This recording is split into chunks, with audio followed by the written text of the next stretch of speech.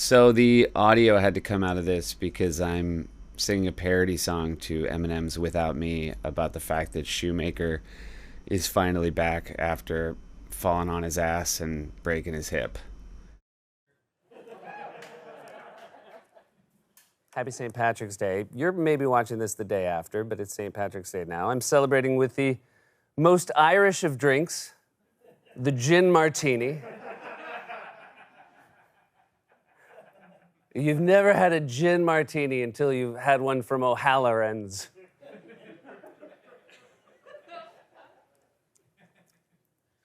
Very excited. We've talked a lot about merch, the need for Jackal merch. Well, we timed it out. We've had a lot of mugs over the course of corrections. It's time for Merch Madness. We're going to go to seacaptainpolls.com. You're going to go there. It's not actually seacaptainpolls.com. It's at seacaptainpolls on Twitter. It's a very popular handle. I think like 3,500 followers or something, which is a big number. But go there, and there will be brackets where you can vote on your favorite mug. And over the course of Merch Madness, we're going to pick the mug that we're going to insist the NBC store carry. I was pretty psyched. You groaned. I was pretty psyched when I came up with Merch Madness. So I told Chelsea, my assistant, hey, before I drop this pun of a lifetime, why don't you run over to the old internet and buy Merch Madness for us? $50K for Merch Madness. But she told me that was a hard no from NBC. $50K for Merch Madness. But they told me merch with a U, $12 a month. So that's ours now. That's ours. Hey, last week we mentioned the Jackal-Briggs personality test, which is when a person says, actually, it's Frankenstein's monster. That means they have no personality. And a bunch of you asked why, when given a choice of making a play on the Myers-Briggs personality test, why didn't you go with Myers-Jackal? Little on the nose. All right, we've talked a lot about why you're watching YouTube if you don't like this. Like why you're watching this on YouTube if you don't like this. With so many options on YouTube, and this is a couple weeks ago now, I said when you walk into a grocery store, you just take the first thing that you see, and I'm like, oh, tuna fish, and then you said you obviously don't grocery shop because tuna fish is never the first thing you see in a grocery store. And then last week I said, well, actually, it's the first thing I see because I use a VIP entrance, and it opens up into seafood. And then a lot of you said, this also proves you don't go to a grocery store because tuna fish is not in the seafood section, it's in the canned goods section. And to that, all I want to say is, hey, you got me. I don't go to the grocery store. You know where I get my tuna? The omakase menu at Takasawi's.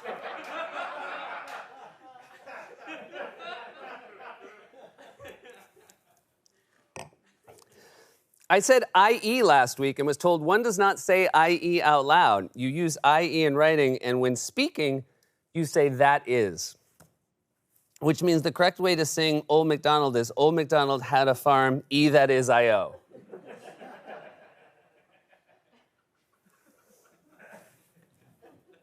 I had a bit of fun last week. I had a bit of fun last week obliquely referencing the lyrics to the Bare Naked Ladies song, If I Had $1 Million. And I referenced Bare Naked Ladies lyrics. The reason anyone would? Clickbait. I referenced the line, I'd buy you John Merrick's remains. And it's been 1 week since I did that, and many of you looked at me, cocked your head to the side, and said, I'm angry. So well, you were angry because while in the film, the Elephant Man is named John Merrick, in real life, his name was Joseph Merrick. And, but I was quoting the lyric, it should be noted correctly. But Joseph Merrick was his real name. And I guess Frederick Trevis, the surgeon who wrote the book, is the one, he got it wrong. I guess he got it wrong maybe just by accident. He maybe wasn't that good on the details when writing this story about Joseph Merrick. Because someone said, it's actually Joseph Merrick, and he changed it to John to protect his identity. I feel like that's not enough of a change. He's like, I'm writing a book about you, but don't worry. Changing your name to John. So we're going to call Frederick Travis Francis from now on. Get back at him. I said sloth. We've talked a lot about sloths here. It's the leitmotif. I said leitmotif last week and was told you don't say the T. Someone said, I said sloth was the last animal we were ever going to have in the show, and someone said, what about your dog, Frisbee? Do you consider Frisbee an animal? One, I think Frisbee was on before the sloth. And two, she's family. I don't consider Frisbee an animal. I know it's irrational, but I consider her a person. The dumbest person I know.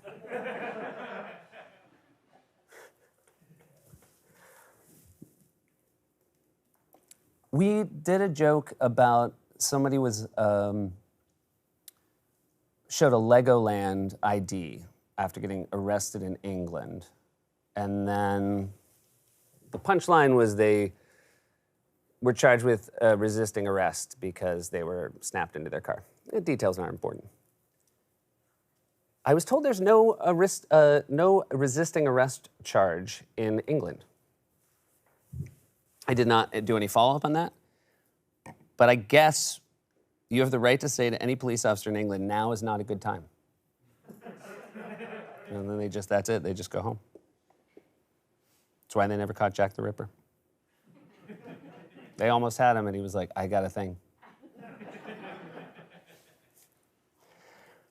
I mentioned I was 48 years old on air this week. I also implied I was 48 when I quoted Bare Naked Ladies lyrics.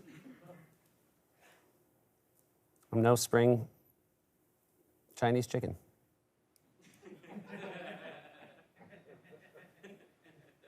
They get this in Canada, right? YouTube? Gonna do so well. Hey, someone reached out and said, hey, in the thumbnail they use in your YouTube photos, you know, the thumbnail photo they use for the YouTube video, you don't look 48, you look early 50s. And so I went and talked to Lloyd, our Scottish photographer, and said, could we use like a different lens or something? And he said the sweetest thing to me. He said, I don't think you look 48, I think you look a Scottish 30.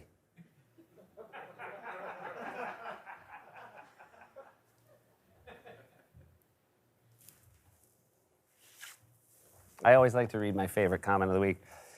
This was, again, a lot of people complain that these are getting too long.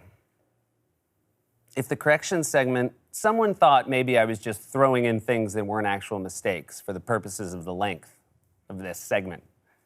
If the corrections segment only has enough genuine material for 3 minutes, then do 3 minutes. Don't pad it out to 60 minutes just so your hack writers have something to do on Thursdays. How dare you? My writers don't come in on Thursdays. You're lucky if they're still here at noon on a Wednesday.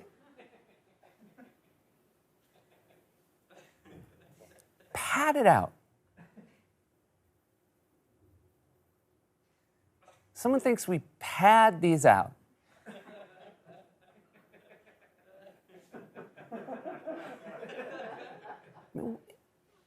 In what world?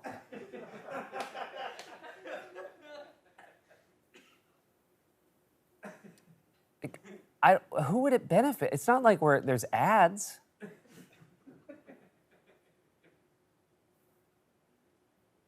I mean, am I reading it right? If the correction segment 2 3 minutes, don't pad it out. Yeah.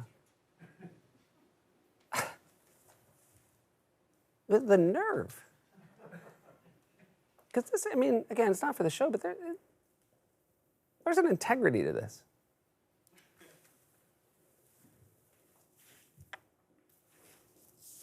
Pad it out.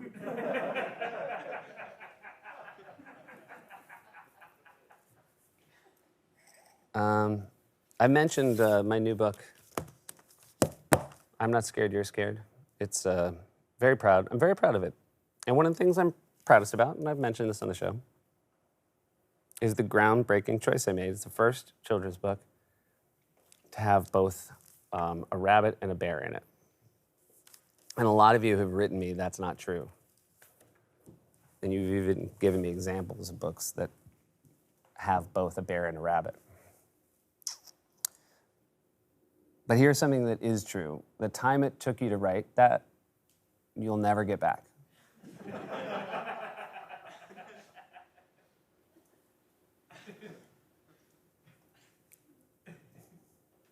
Oh, this is great. I mean, this is mind-blowing to get this. I got a correction from way back, 2021 corrections. We talked about, someone clarified the difference because we mixed up Alice Cooper's chicken and Ozzy Osbourne's bat. And someone really put the time into a long correction about what we had gotten wrong about that. And then I said, the only thing I know to be true about the person who wrote that is that they are a stepdad. And then that person, I guess, just saw it. You know, they're catching up on their corrections. And they said, I am offended that you would say that. But how dare you? I am a stepmom, which is even cooler. Like a stepmom who loves that brand of music. Imagine getting that in your life. What a dream. What a dream. You kids listening to music? Oh. Oh, hey, Debbie. Ed Sheeran, huh? Pretty cool. You ever eat an animal on stage? Debbie. All right, rock and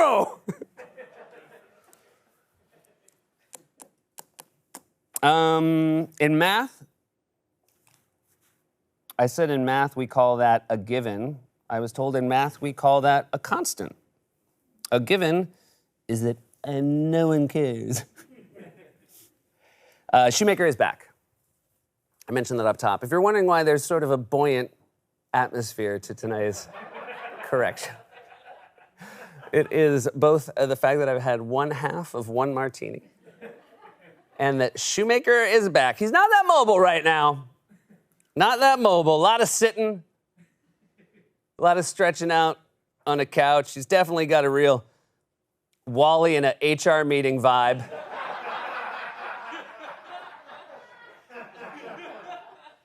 His new catchphrase is, "You're lucky I'm stuck in this chair."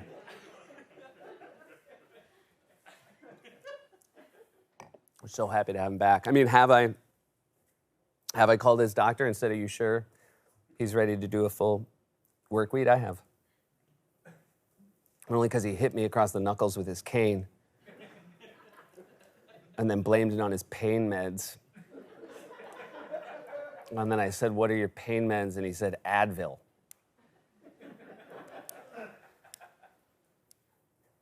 I did say we were worried because Shoemaker was zooming in from what he said was the hospital, but looked like the Ritz-Carlton in Puerto Rico. I was told that's not possible because the Ritz-Carlton in Puerto Rico is under renovation until later this year. But I will say that Shoemaker has often said that one of his travel hacks is to stay places with construction rates.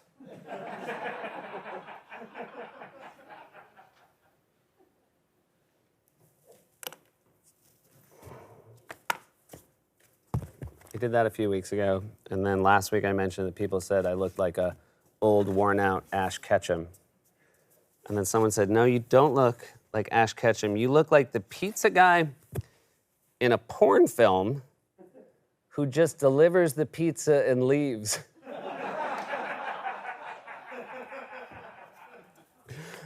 Somebody order a pizza? Oh, yeah. I'll just take the pizza.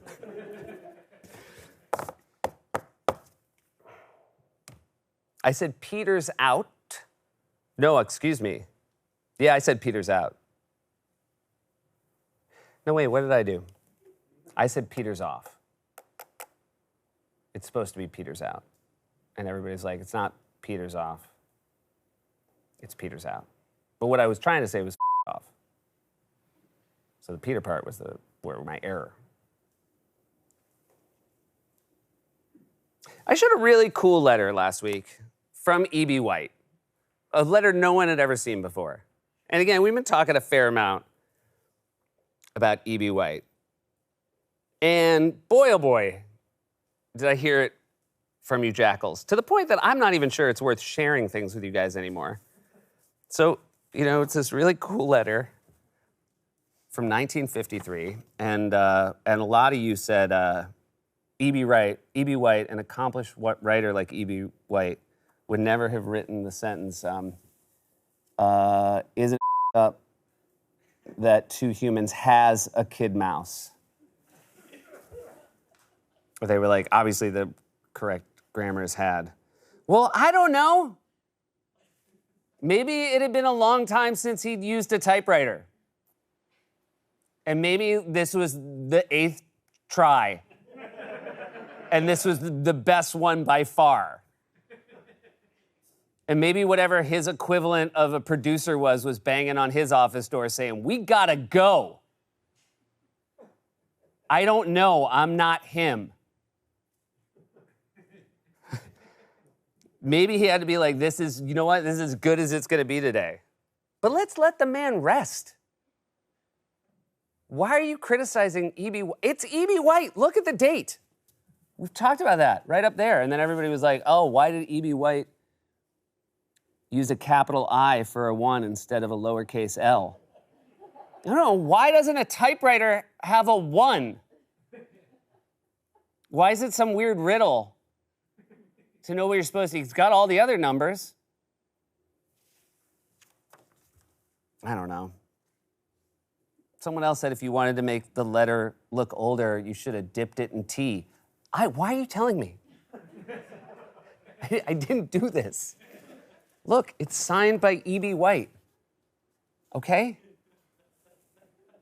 And I was so upset by this that I reached out to the Cornell University Library, which houses the E.B. White archive, it just so happens.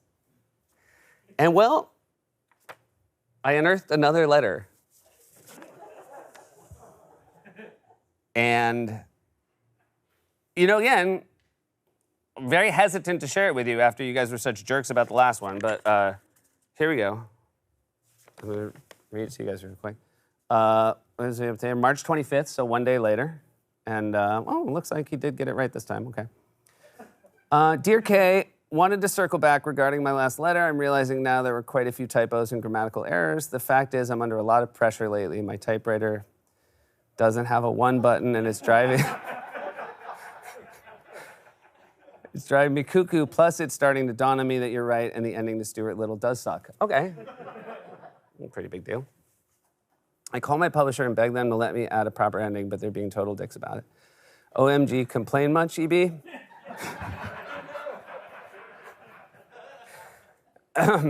Thanks for letting me unload. All the best in your future endeavors. Sincerely, EB White. Okay. Well, that's cool. P.S. If this letter looks older than the last one, it's because I dipped it in tea.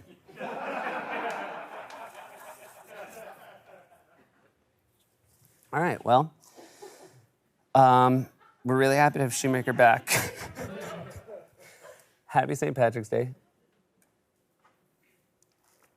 Pat it out.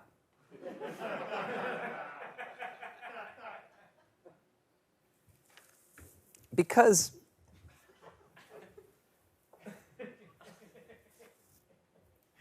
there's one more thing I have to show you.